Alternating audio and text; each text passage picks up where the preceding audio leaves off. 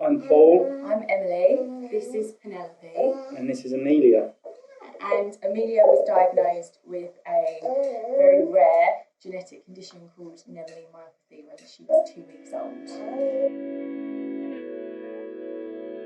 Amelia was unable to sit, hold her head, walk, talk, swallow, and ultimately her breathing will deteriorate as she gets older, so she will most likely need oxygen soon. With Amelia's condition, she also has a cleft palate. She also has talipes, which is where her feet grow inwards, and she also has a hole in her heart. Obviously, all of these things were really, really tough when we first got her diagnosis. And then when we got the diagnosis really that it's a life-limiting condition and that we are part of the hospice, it all kind of got on top of us. And it's taken a while for us to kind of really understand the impacts of what this condition has. For families like us, as soon as your child's diagnosed, you have a new normal.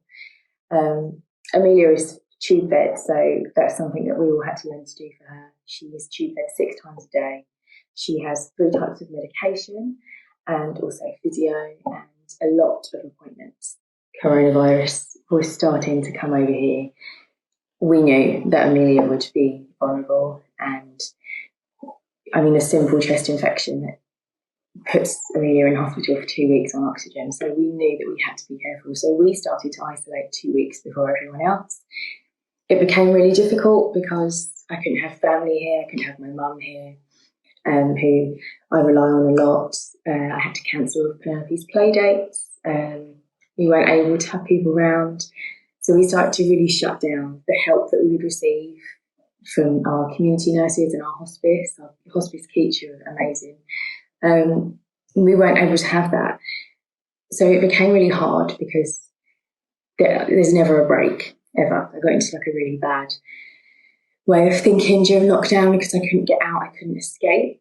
It became hard to try and see the good things. I've always said that with conditions like this and situations like ours, you have this like constant shadow of death that kind of creeps up on you. Every time you have like a really happy moment, Amelia smiles, you're kind of also struck with this like pain that she won't be here one day. You aren't just their parent, you're their nurse, their carer, their physio, you're everything. And it can be really lonely because you have to do so much more than what you would do for a normal child. Like what I have to do for Penelope, I'm just a mum, but for me, I have so much more to do. And it can get extremely lonely. And meeting people in the same situations is amazing because they just understand it.